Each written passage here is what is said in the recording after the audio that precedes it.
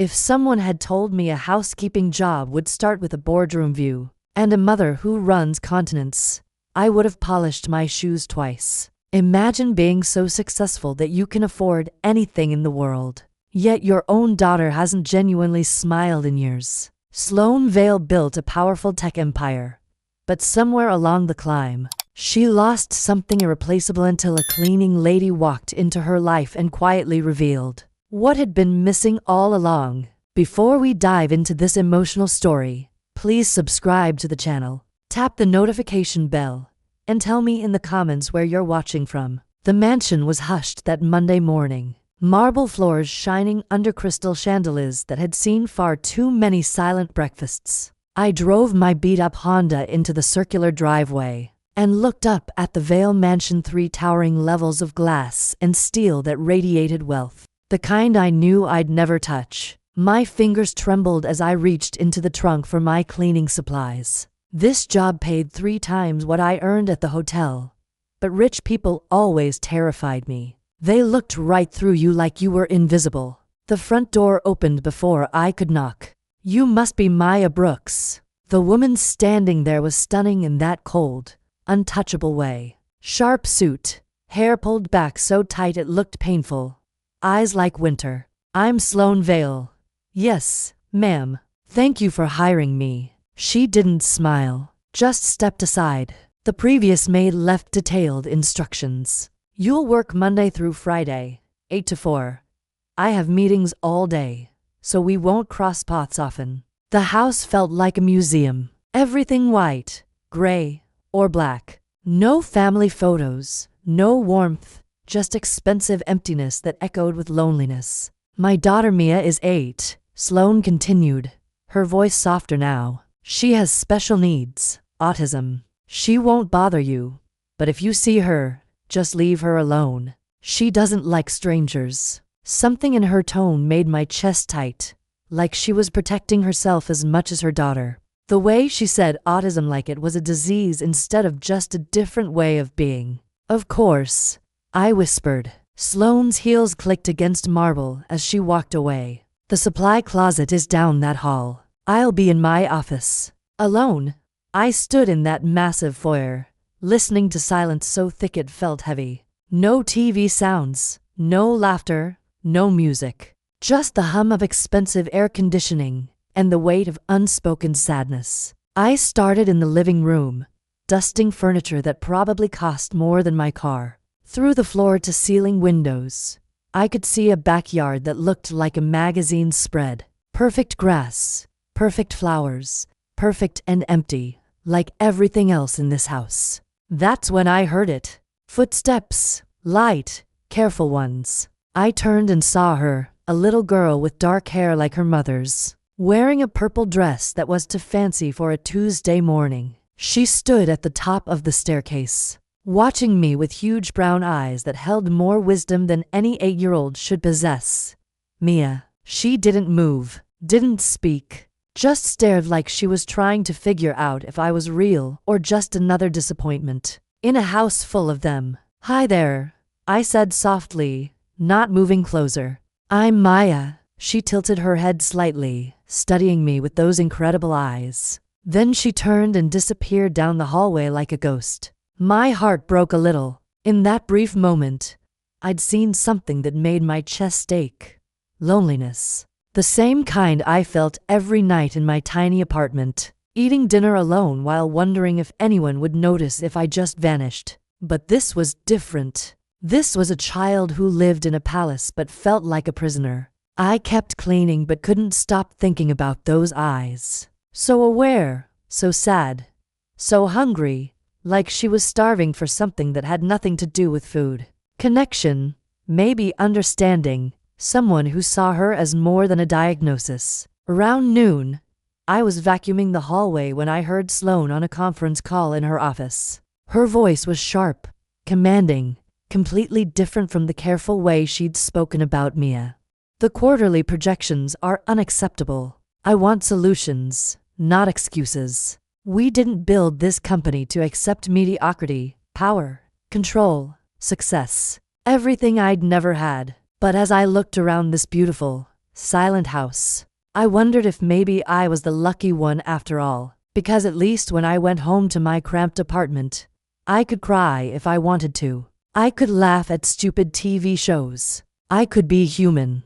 This place felt like a tomb where emotions went to die. I finished the downstairs and was heading to the kitchen when I saw Mia again. She was sitting at the breakfast bar, eating a sandwich with mechanical precision. No mess, no joy, just fuel for her body. Everything about her posture screamed careful control, like she was afraid of taking up too much space. She looked up when I entered and for a second our eyes met. I smiled. That looks good. She didn't respond, but she didn't look away either. There was something in her gaze, curiosity maybe, or hope. And in that moment, I made a decision that would change everything. I wasn't going to leave this little girl alone. The afternoon passed quietly. I cleaned bathrooms that sparkled like jewelry stores, organized closets that held more clothes than most people owned, and polished surfaces that already gleamed. But my mind kept drifting to Mia.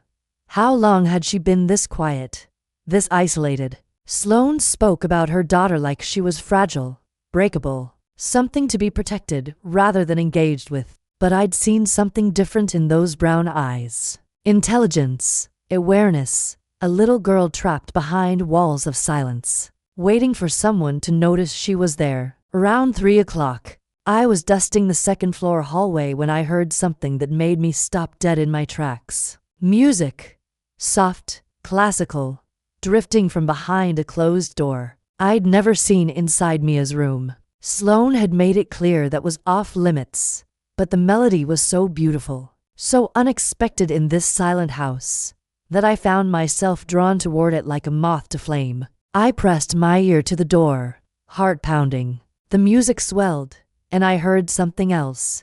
Movement, gentle, rhythmic, purposeful. Someone was dancing in there. My hand hovered over the doorknob. I shouldn't. Sloane would fire me. But something about that music, about the careful movements I could sense beyond the door, made me ache with curiosity and recognition. This little girl, who everyone thought was unreachable, was dancing alone in her room. I knocked softly. Mia, it's Maya. The movement stopped. Silence stretched like a held breath. I heard the music. It's beautiful. More silence. Then so quietly I almost missed it. The sound of footsteps approaching the door. The knob turned slowly and Mia appeared in the crack, her dark eyes wide and uncertain. Behind her, I could see a room that was nothing like the rest of the house. Colorful drawings covered the walls. Books were scattered across a reading nook. A small stereo sat on her dresser, still playing that haunting melody. But what made my breath catch was Mia herself. She was wearing a flowing white nightgown despite it being afternoon, and her hair was loose around her shoulders. She looked like a little fairy who'd been trapped in a corporate prison. "Can I come in?" I whispered. She hesitated for what felt like an eternity, then stepped back just enough to let me pass. The room was her sanctuary. Every surface told a story, drawings of dancers, books about music, a collection of snow globes that caught the afternoon light like tiny worlds. This wasn't the room of a broken child. This was the room of an artist. "You like to dance," I said, noticing the way she'd been moving when I first heard the music. Mia nodded once, barely perceptible. "I used to dance, too, when I was your age." I sat on the floor, making myself smaller, less threatening. "My mom taught me in our kitchen. We didn't have much money for lessons, but we had music and love. That was enough." Mia moved closer, her bare feet silent on the carpet. "Would you like to show me?" I asked gently. She shook her head quickly, wrapping her arms around herself like armor. "That's okay. Maybe tomorrow." Mia looked at me for a long moment, those wise eyes searching my face for something. Trust maybe, or the promise that I wouldn't disappear like everyone else seemed to do. Finally, she nodded just once, but it was enough. I left her room with my heart racing, knowing I'd crossed a line that could cost me my job. But as I finished my cleaning duties, I couldn't stop thinking about that moment when Mia had nodded. She wasn't broken. She wasn't unreachable. She was just a little girl who needed someone to see her magic and help her share it with the world. Tomorrow, I was going to ask her to dance with me. And maybe, just maybe, I could help bring music back to this silent house. I barely slept that night. Every time I closed my eyes, I saw Mia's room. That explosion of color and creativity hidden behind a closed door in an otherwise sterile house. The contrast was heartbreaking. Here was this brilliant little girl, full of art and music and movement, trapped in a world that saw only her limitations. The next morning, I arrived at the mansion with my heart hammering against my ribs. Sloane was already gone, some early meeting downtown, and the house felt expectant, like it was holding its breath for something beautiful to happen. I went through my usual routine, but my mind kept drifting upstairs. Would Mia remember our moment? Would she want to see me again? Or had I imagined that flicker of connection in her eyes? Around 10 o'clock, I heard it. The same classical music drifting down from her room like an invitation. This time, I didn't hesitate. I climbed the stairs, my cleaning supplies forgotten, and knocked gently on Mia's door. Mia, it's Maya. The music stopped. Footsteps approached.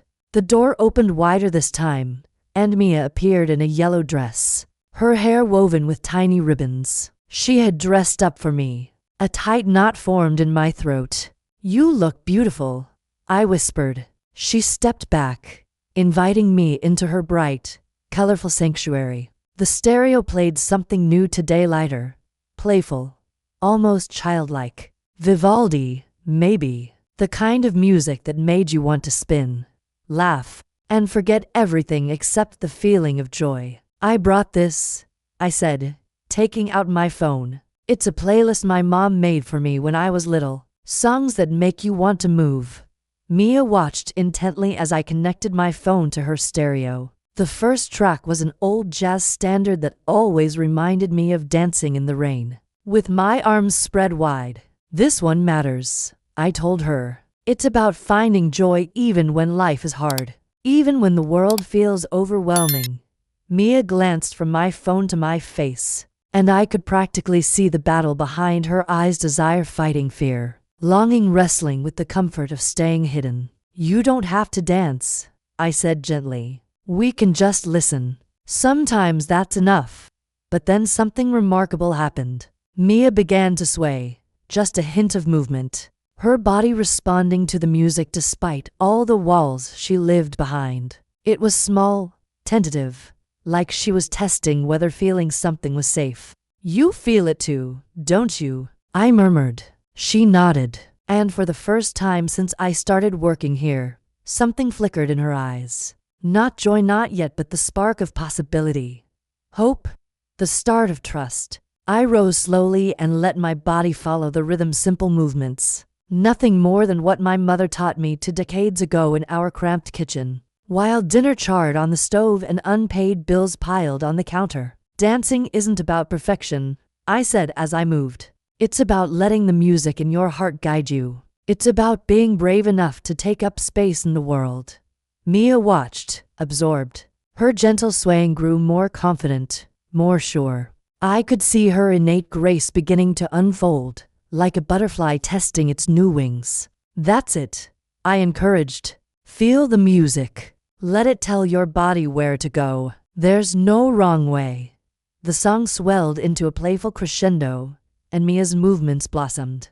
She raised her arms and spun slowly, her yellow dress twirling like a bright sunflower. There was a natural rhythm in her, an instinctive understanding that movement could express everything words kept locked away. When the music ended, we stood there in the sudden silence, looking at each other. Mia's cheeks were flushed, her eyes bright with something I hadn't seen before. That was beautiful, I whispered. Mia smiled then, not the full radiant smile that would come later, but a small tentative upturn of her lips that made my heart soar like a bird taking flight. Tomorrow? I asked softly. Mia nodded more decisively this time. Then she did something that surprised me. She walked to her art supplies and picked up a crayon, drawing quickly on a piece of paper. When she finished, she handed it to me. It was us dancing together, surrounded by musical notes that seemed to float off the page. At the bottom, in careful 8-year-old handwriting, she'd written, "Maya and Mia, friends." "This is beautiful," I said, my voice thick with emotion. "Can I keep it?" Mia nodded eagerly, then surprised me again by speaking. "You make the music happy," she said simply. I didn't understand what she meant until later, when I was cleaning the downstairs and heard something I'd never heard before in the Vale mansion. Mia was humming.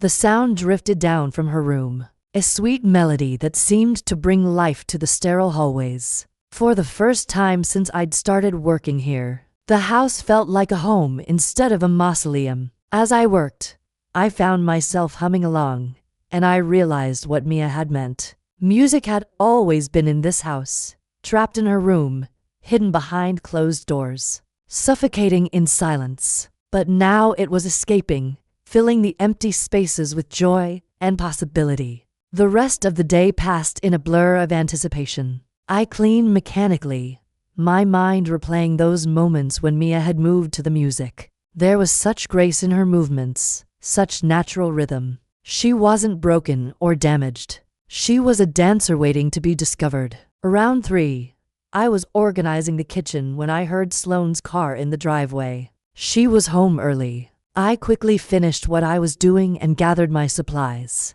not wanting to overstay my welcome. But as I headed toward the front door, Sloane appeared in the hallway. "Maya, wait," she called. I turned, expecting to be questioned about my time upstairs. But Sloane's expression was different, softer somehow, confused, but hopeful. "How was Mia today?" she asked. She's wonderful," I said carefully. "Very creative, very intelligent, very musical." Sloane's face tightened slightly. "Did she speak to you?" I hesitated. "Not many words, but she communicates in other ways, beautiful ways. The doctors say she may never be fully social," Sloane said, her voice flat and defeated. "That we need to manage our expectations, accept limitations." My heart had for both of them. "Sometimes doctors don't see everything," I said gently. "Sometimes they focus so much on what's different that they miss what's extraordinary." Sloane looked at me sharply. "What do you mean?" "I mean Mia is more aware, more engaged, more brilliant than anyone realizes. She just expresses herself differently. And maybe that's not a limitation. Maybe that's a gift." Sloane stared at me for a long moment, and I saw something shift in her expression. Hope, maybe, or fear of hope.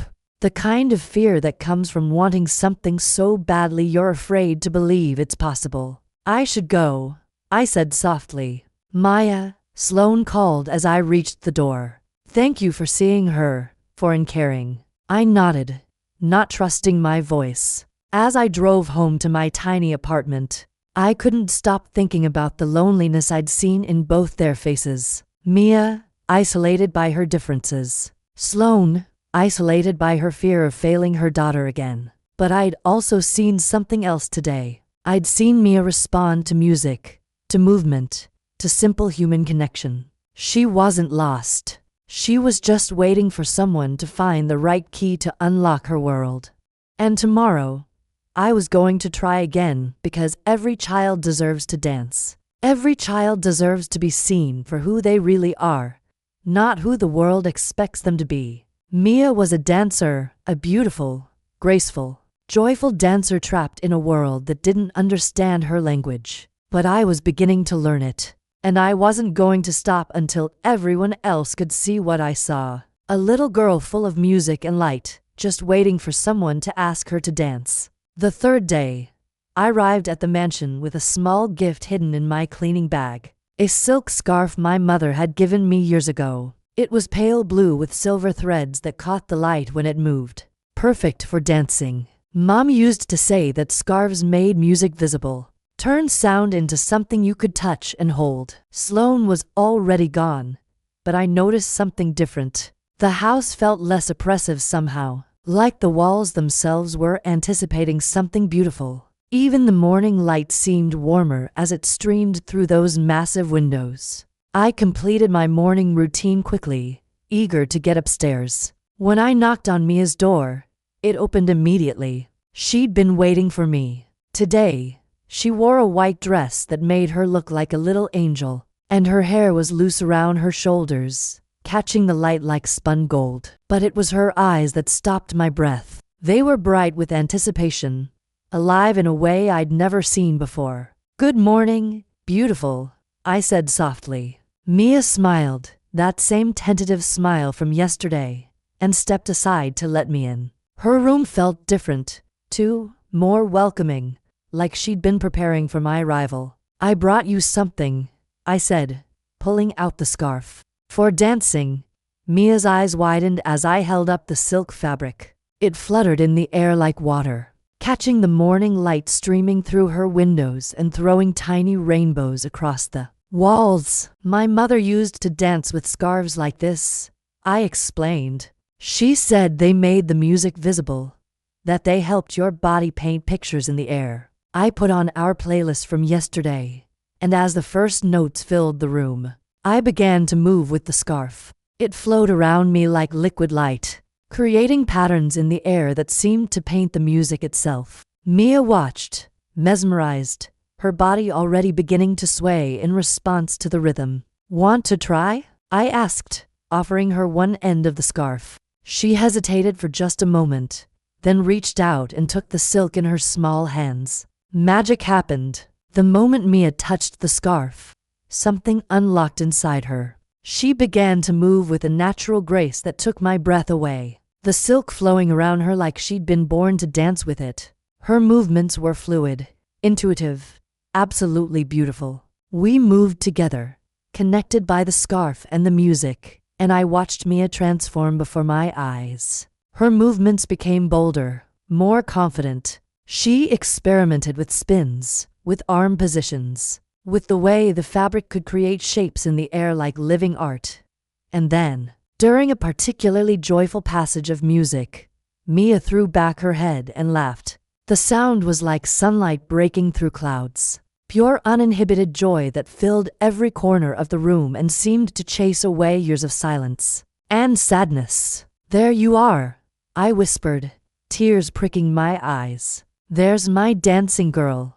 Mia spun toward me, the scarf creating a silver-blue tornado around her. And when she stopped, she was smiling. Not the tentative smile from before, but a radiant, full-faced smile that transformed her completely. "You're beautiful when you dance," I told her. Mia's smile grew even brighter, and she whispered so softly I almost missed it. "Thank you." My heart stopped. Those were the first words she'd ever spoken to me. "Thank you for dancing with me," I whispered back. We danced through 5 more songs, and with each one, Mia became more herself. She was fearless, creative, absolutely radiant. The scarf became an extension of her body, flowing and spinning and creating beauty in the air. She tried new movements, experimented with different ways of holding the fabric, discovered how her body could express emotions that words couldn't capture. There was such natural rhythm in her, such intuitive understanding of how movement and music could become one. When we finally collapsed onto her reading nook, both breathing hard and grinning, Mia did something that shocked me. She hugged me. It was quick, almost shy, but it was real. This little girl, who supposedly didn't like physical contact, had just chosen to embrace me. "I love dancing," she whispered against my shoulder. "I can tell," I said, smoothing her hair. "You're a natural, a real dancer." Mia pulled back and looked at me with those wise brown eyes. "Will you teach me more?" "Every day," I promised. "If you want." She nodded eagerly, then picked up a crayon and paper from her art supplies. I watched as she drew quickly, her small hands moving with the same grace she'd shown while dancing. When she finished, she handed me the drawing. It was us dancing with the scarf, surrounded by musical notes that seemed to float off the page. But this time, there was something new. Both figures in the drawing were smiling, huge, joyful smiles that radiated happiness. At the bottom, in careful 8-year-old handwriting, she'd written, Maya and Mia, dancing friends forever. "This is beautiful," I said, my voice thick with emotion. "Can I keep it?" Mia nodded, then surprised me again by speaking. "You make the music happy," she said, "just like yesterday. And you make me happy, too." I didn't fully understand what she meant about the music until later when I was cleaning the downstairs and heard something that made me stop in my tracks. Mia was humming again, but this time it was different, louder, more confident. The melody drifted down from her room and seemed to fill the entire house with warmth and life. For the first time since I'd started working here,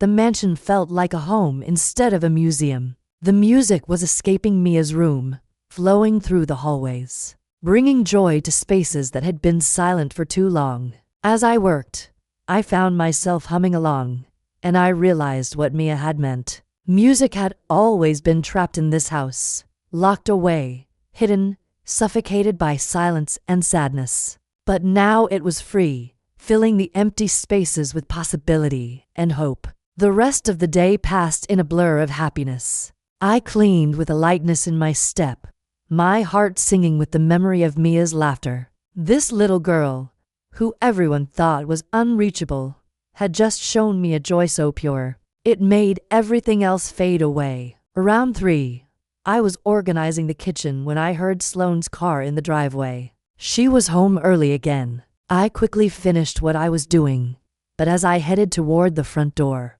Sloane appeared in the hallway. She stopped in the foyer and tilted her head, listening.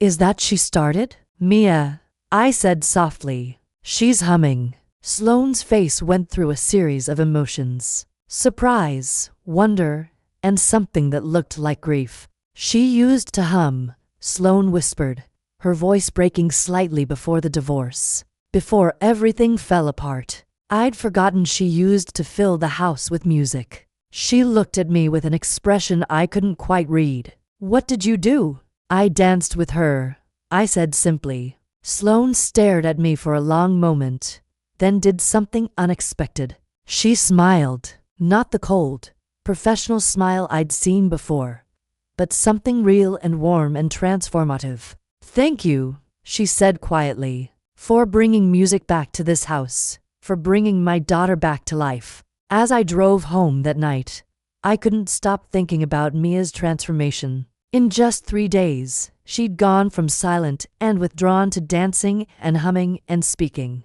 She wasn't broken. She'd never been broken. She was just a little girl who needed someone to see her magic and help her share it with the world. And tomorrow, we were going to dance again. I arrived at work the next morning to find Sloane still at home, pacing in the kitchen with her phone pressed to her ear. She was dressed for the office in her usual sharp suit, but something was different.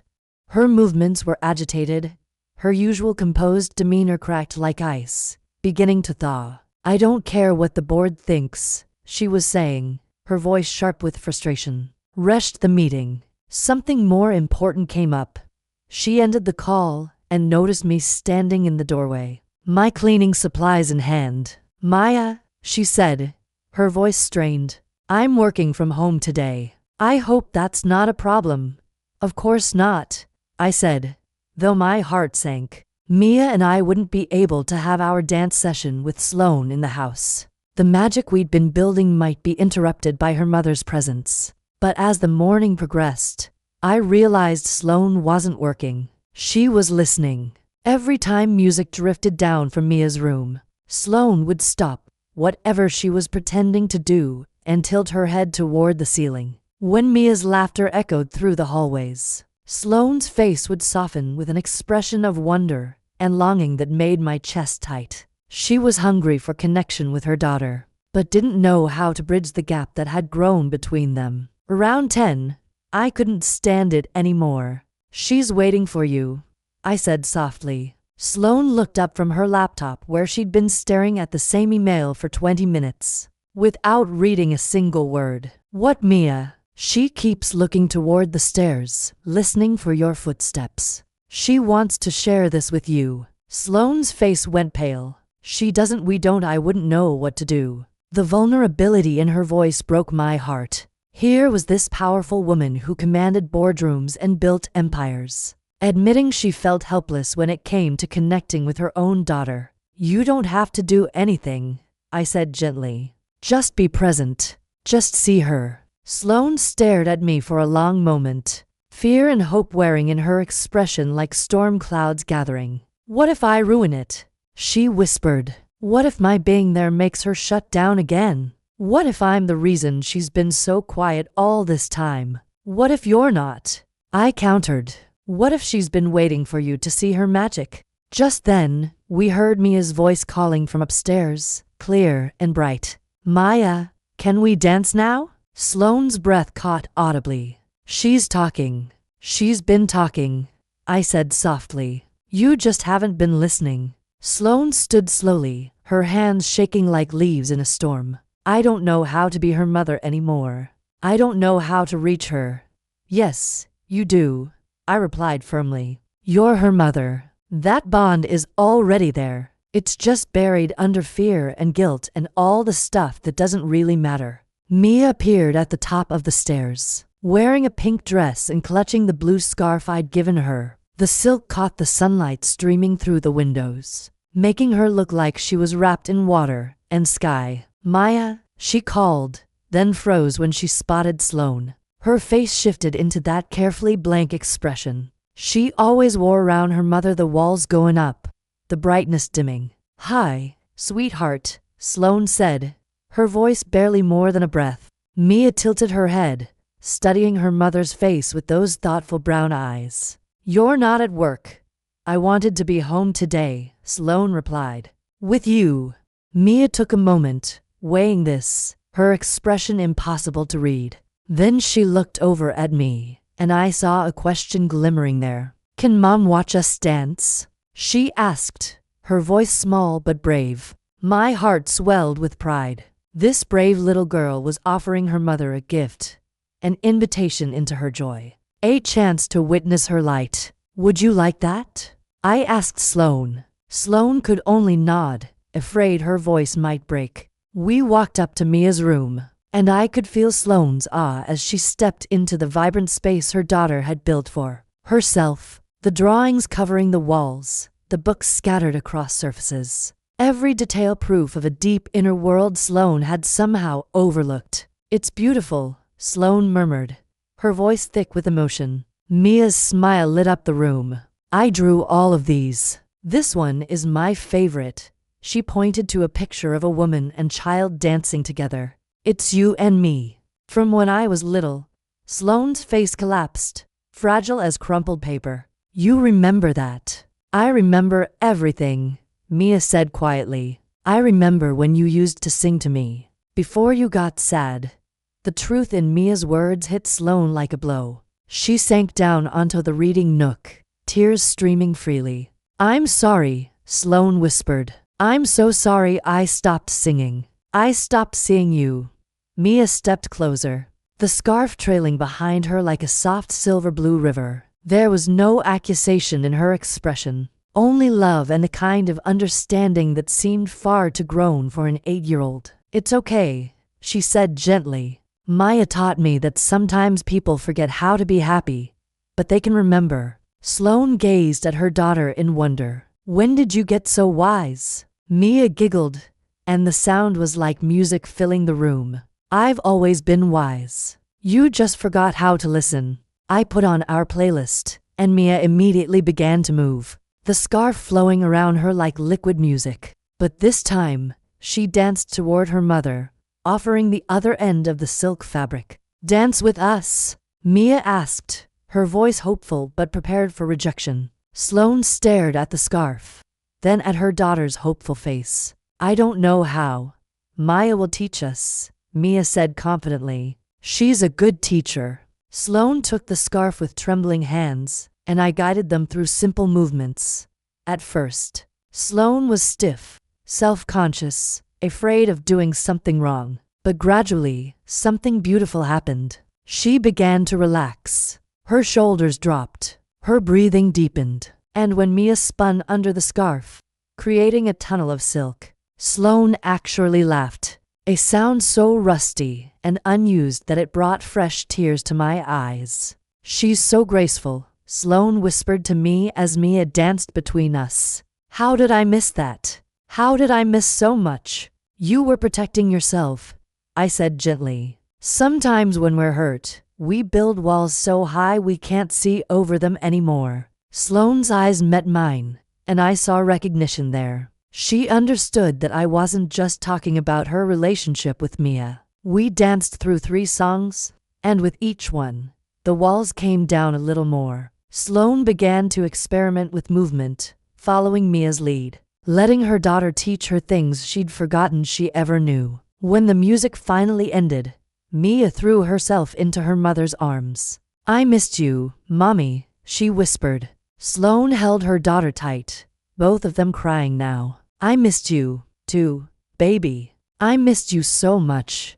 I started to leave to give them privacy, but Mia called out, "Don't go, Maya.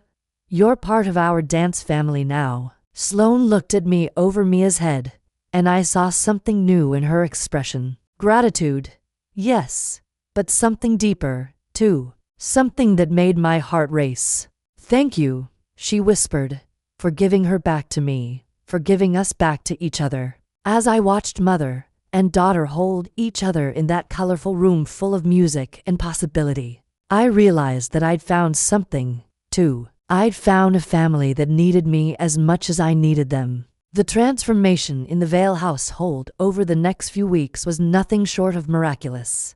What had once been a silent mausoleum became a home filled with music, laughter, and the sound of dancing feet on marble floors. Sloane started working from home more often, drawn by the sound of music and laughter that now filled the mansion. Like sunlight streaming through windows that had been closed too long, she'd appear in Mia's doorway during our dance sessions, sometimes just watching with wonder, sometimes joining in when Mia pulled her into our circle with gentle insistence. Mia bloomed under her mother's attention like a flower finally getting water after a drought. She talked more, laughed more, and her drawings evolved from solitary figures to families dancing together. She even started leaving little notes for Sloane, drawings with messages like, "I love you, Mom," and "Thank you for dancing," that Sloane would find tucked into her laptop bag or taped to her bathroom mirror. But it was the changes in Sloane that took my breath away. She started wearing softer clothes on the days she worked from home, jeans and sweaters instead of sharp suits that looked like armor. She asked Mia about her drawings, really listened to the answers with the focus she usually reserved for board meetings, and even hung some of them in her home office. The Ice Queen was melting, revealing the warm, loving mother who'd been frozen underneath layers of fear and guilt. And she started talking to me not just about cleaning schedules or Mia's needs, but real conversations about music, about Mia's progress, about the challenges of balancing work and motherhood, about dreams she'd forgotten she used to have. "I used to dance," she told me one afternoon while Mia napped. We were sitting in the kitchen sharing coffee like friends instead of employer and employee. Before marriage, before the company, before everything got so complicated. I loved it. "What happened?" I asked gently, watching the way her fingers traced the rim of her coffee cup. Sloane stared into the dark liquid like it held answers to questions she'd stopped asking years ago. "Life expectations. My ex-husband thought dancing was frivolous. Said I needed to focus on serious things if I wanted to be taken seriously in business." My heart had for her. "And you believed him." "I believed a lot of things that weren't true," she said quietly. About success, about what Mia needed, about what I was capable of as a mother, about what mattered. And now she looked toward the stairs where Mia's room was, and her face softened with an expression I'd never seen before. "Now I think maybe the most important things can't be measured in quarterly reports." One evening, something unprecedented happened. Sloane asked me to stay for dinner. "Mia's been asking," she said, but I could see in her eyes that it wasn't just Mia's idea. There was something vulnerable in her expression, something hopeful and terrified at the same time. I should have said no, should have maintained professional boundaries, remembered that she was my employer and I was just the help. But the hope in Mia's face when Sloane extended the invitation made it impossible to refuse. Dinner was a revelation. Mia chattered about her day, showed us new drawings, and even convinced Sloane to tell stories about her own childhood. I learned that Sloane had grown up poor, that she'd built her company from nothing, that her success had come at the cost of almost everything else she'd valued. I thought if I could give Mia everything I never had, Sloane said while Mia played with her dessert, she'd be happy. But I gave her everything except what she actually needed, which was I asked. Though I already knew the answer. Me. Present, engaged, willing to see her for who she really is instead of trying to fix what I thought was broken. After dinner, Mia asked if we could all dance together in the living room, the formal space that had never seen anything as joyful as music and movement. Sloane hesitated in there, but it's so perfect, Mia finished. It needs dancing, Mom. It's too sad without it. So, we moved the coffee table aside and filled that pristine room with music and laughter. Mia spun between us. Sloane gradually relaxed into the rhythm, and I felt something shift in the air around us. We weren't just dancing anymore. We were creating something new, a family dynamic that included all three of us in ways that should have felt wrong, but felt completely right. When Mia finally got tired, Sloane carried her upstairs for bed. I started to gather my things, assuming the evening was over. But Sloane returned and found me putting on my coat. Don't go yet, she said softly. Please. I stopped, my heart doing something complicated in my chest. I wanted to thank you, Sloane continued, moving closer, for everything you've given us, given me. I didn't do anything special, I said, though my voice came out brighter than intended. You saw us, Sloane said simply. Really saw us, and you helped us see each other. We stood there in the living room where we'd just been dancing, the air thick with something unspoken. Sloane was close enough that I could smell her perfume, see the flecks of gold in her blue eyes, feel the warmth radiating from her skin. Maya, she whispered, and my name on her lips sounded like a prayer. I knew I should step back, maintain boundaries, remember that she was my employer, and this was dangerous territory. But when Sloane reached up and touched my cheek with gentle fingers, I couldn't move. Is this okay? She asked, her voice uncertain.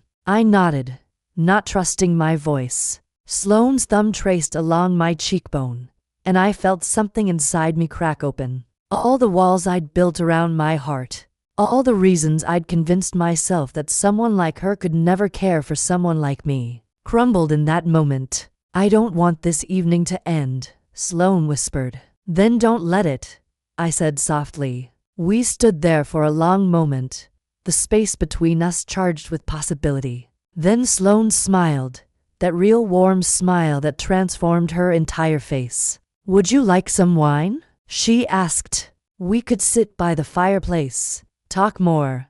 I nodded, and Sloane led me to the cozy seating area I dusted 100 times, but never sat in. She poured 2 glasses of wine from a bottle that probably cost more than my weekly salary. But when she handed it to me, all I could think about was the way her fingers brushed mine. We talked until midnight, sharing stories about our childhoods, our dreams, our fears. Sloane told me about the loneliness of success, about the guilt she carried over Mia's struggles, about the way she'd forgotten who she was beneath the CEO persona. I told her about growing up poor, about my mother's death, about the way I'd always felt invisible until I started working for her family. You're not invisible, Sloane said softly. You're the most present person I've ever met.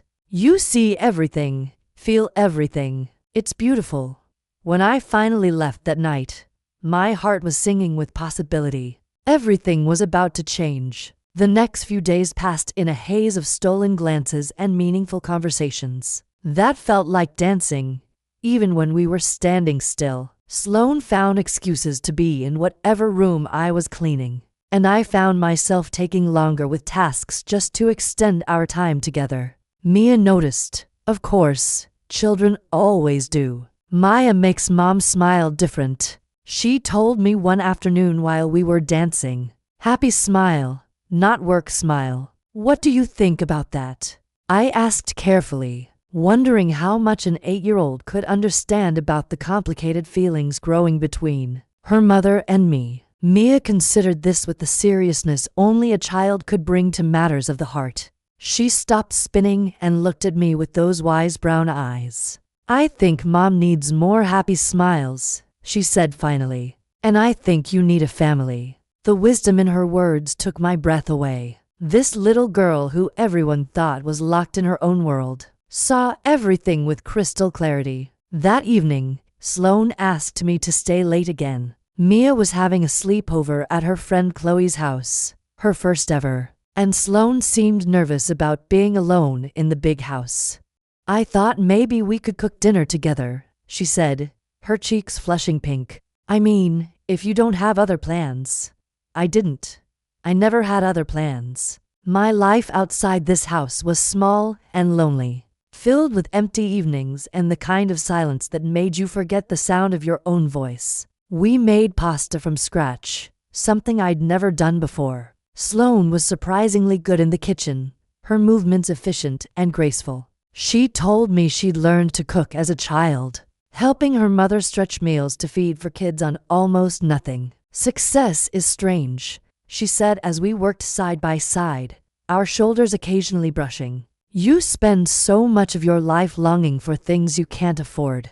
And then when you finally reach a point where you can buy anything you want, nothing tastes as good as the simple meals you made back when you had nothing, I said quietly. Maybe it's because you were cooking with love.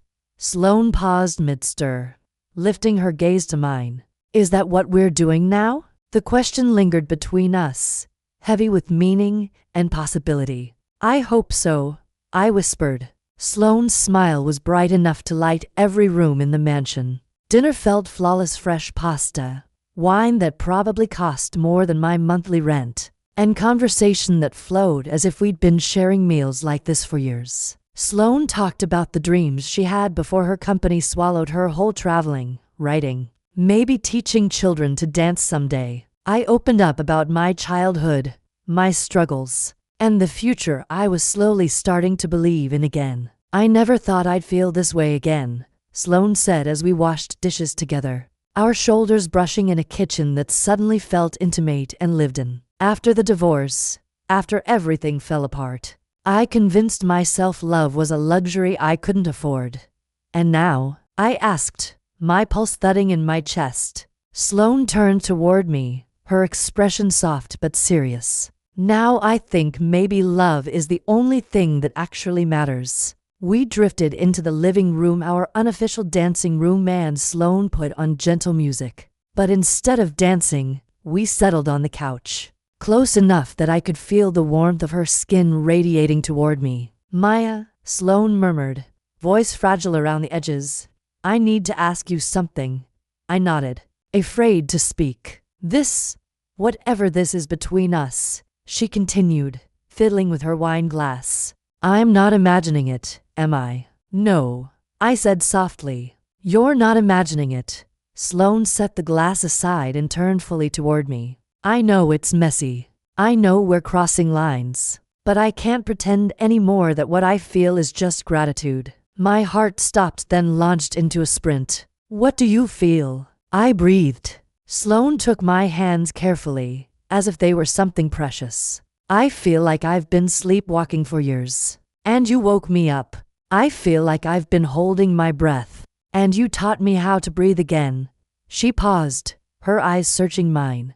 I feel like I'm falling in love with you, Maya Brooks, and that terrifies me. Her confession hung between us like a melody waiting for the first step of a dance. Why does it terrify you? I whispered.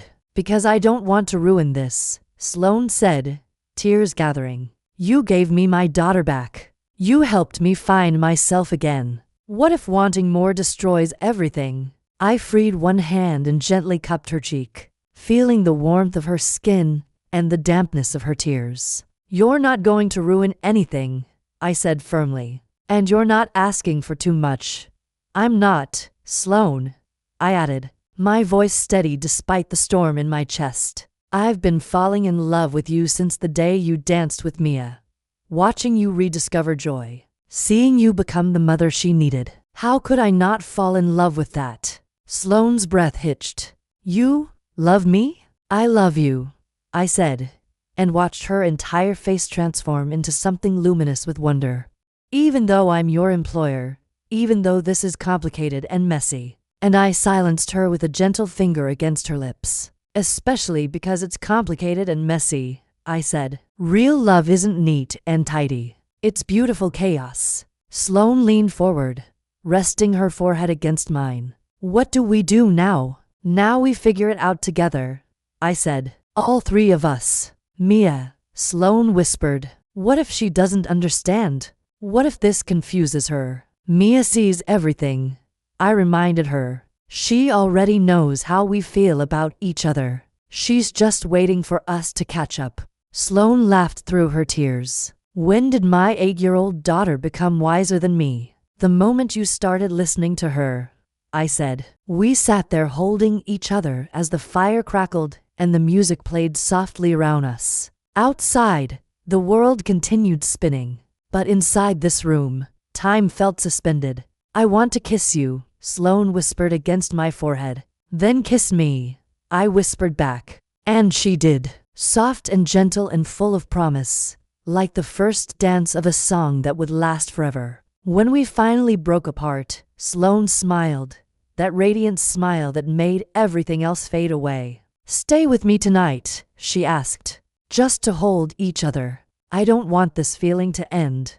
I nodded and we curled up together on the couch, listening to music and talking until dawn painted the sky pink and gold. For the first time in years, neither of us felt alone. 3 months had passed since that first kiss, and the Vale Mansion had become something I'd never expected. Home. The transformation was complete, not just in Mia, not just in Sloane, but in the very walls of the house that now seemed to pulse with life and love and music. Mia was thriving beyond anyone's wildest dreams. She'd started taking actual dance lessons, made friends at school who appreciated her unique way of seeing the world, and smiled so often now that Sloane joked about her cheeks hurting from grinning. The transformation was miraculous. But it wasn't just Mia who had changed. Sloane had become someone entirely different from the Ice Queen who'd hired me. She laughed easily now, hugged Mia freely, and had even started taking dance lessons herself to keep up with my girls, she said. And my heart soared every time she included me in that phrase.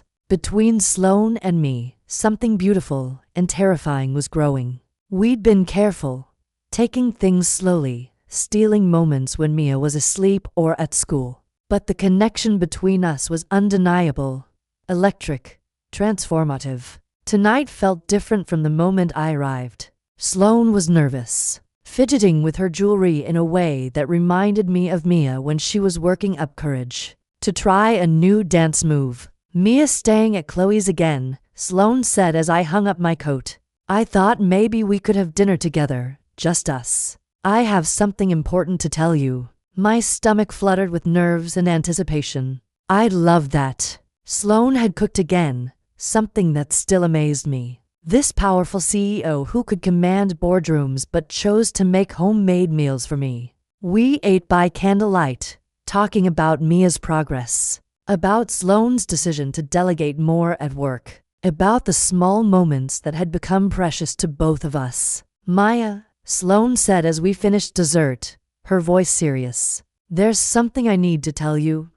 I set down my fork, my stomach suddenly tight with nerves. "I've been thinking about us," Sloane continued, her hands trembling slightly about what this is, what it means, where it's going. I nodded, not trusting my voice. "I know we've been taking things slowly," she said, "being careful because of Mia, because of the situation, because of all the reasons this is complicated. But," I prompted gently, Sloane stood and moved to the window, looking out at the garden where Mia often played. But I can't pretend anymore that this is just casual. That you're just someone who works for me who I happen to care about. She turned back to face me, her eyes bright with unshed tears. I'm in love with you, Maya.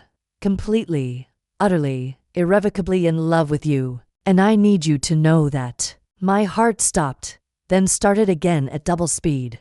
I love how you see Mia, Sloane continued, the words tumbling out in a rush. I love how you helped me remember who I used to be. I love your kindness, your strength, the way you make everything feel possible again. She moved closer, her voice dropping to a whisper. I love the way you dance, the way you laugh, the way you make our house feel like a home. I love you, Maya Brooks. And I can't keep pretending that's not the most important thing in my world. I stood slowly, my legs shaky. Sloane, you don't have to say anything, she said quickly. I just needed you to know. I needed to be honest about what this is for me. I love you, too, I said and watched her face transform with relief and joy. I've been in love with you for months. I was just afraid.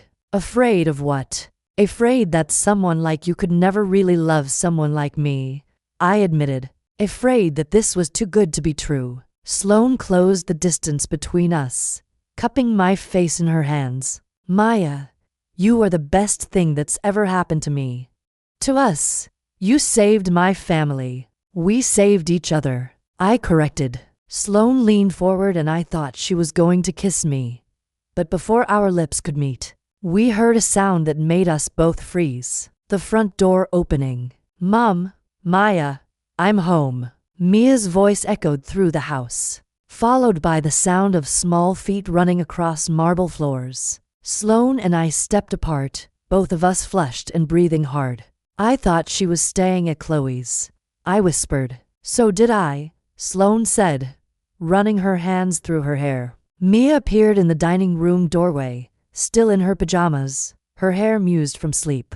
She was carrying her stuffed elephant and looked like she'd been crying. Mia, Sloane said immediately, moving toward her daughter. What are you doing here? What happened? I missed you, Mia said simply. Chloe's mom brought me home. I told her I needed to be with my family. She looked between us, taking in our flushed faces, our proximity.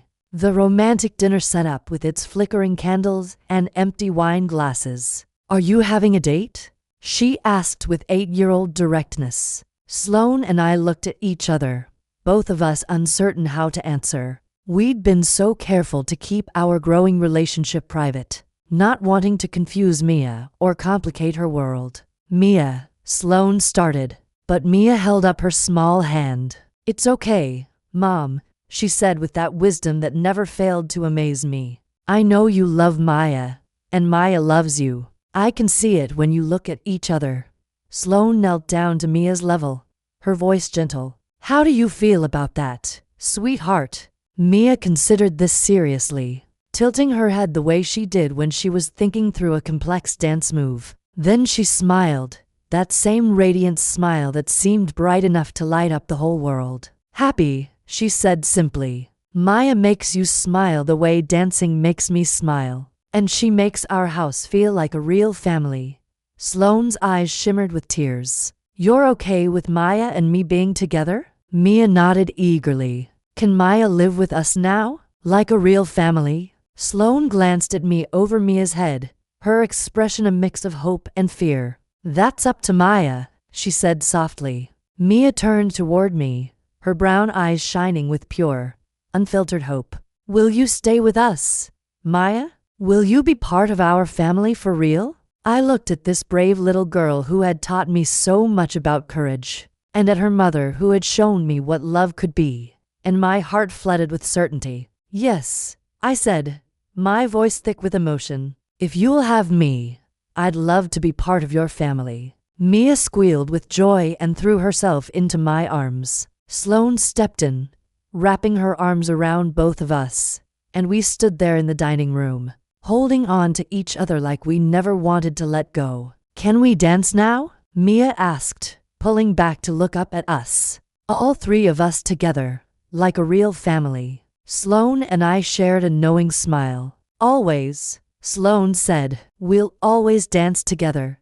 Mia dashed off to put on some music, and Sloane slipped her hand into mine. Are you sure about this? She asked quietly. About us? About all of it? I gave her hand a gentle squeeze and smiled. I've never been more sure of anything in my life. Mia came back clutching her favorite playlist, and we moved into the living room, our dancing room, the place where everything had begun. As the music started, Mia took our hands, linking us together in a small circle of love and motion and joy. We danced until Mia drifted to sleep on the couch, until the songs faded out, until the first light of dawn crept in, shining on our new beginning. We danced ourselves into love, into family, into the kind of happiness that makes everything else fall away. And we never stopped dancing. 1 year later, Mia stepped onto the stage for her first solo dance recital. In the front row sat her two greatest supporters, her mother, Sloane, and Maya, no longer just the maid, but the woman who had shown them both that love, like dancing, is about feeling the music in your heart and letting your body lead.